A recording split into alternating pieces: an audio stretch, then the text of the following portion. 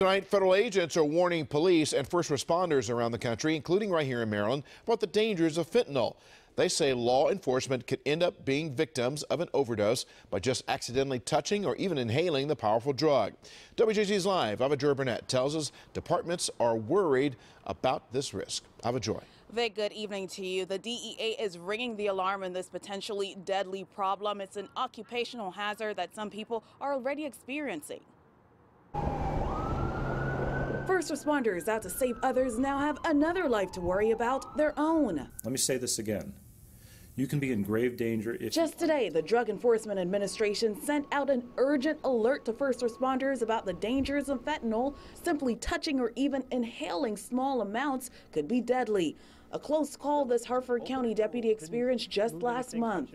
And then I just shut it, and about 2 seconds after I shut it, I started sweating profusely.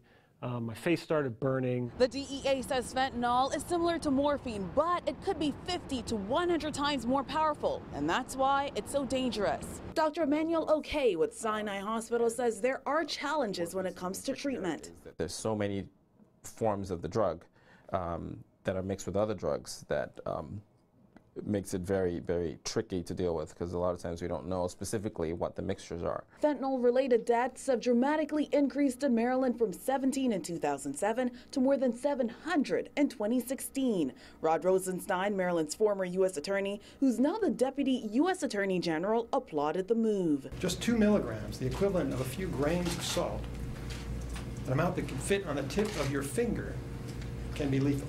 Now, local departments have implemented more training and issued protective clothes and gloves in order to prevent a tragedy within their ranks. Now that we're dealing with synthetic drugs, the potency is hard to measure, and a lot of times they're toxic and they can cause overdoses, death, paralysis. So we're very concerned. Now, in addition to protective gear, some departments are carrying around naloxone that could potentially counteract a lethal dose of that drug. Reporting live tonight, Ava-joye Burnett, WJZ Eyewitness News. Ava-joye, thank you. And the opioid crisis is stretching across the nation. In Georgia, a new mystery street drug has led to 24 overdoses in the past 48 hours, with 4 deaths. State health officials say it is the largest cluster of opioid overdoses in state history. Health officials made a PSA pleading with people to stay away from it. Testing is being done to identify the pill and its dangerous ingredients.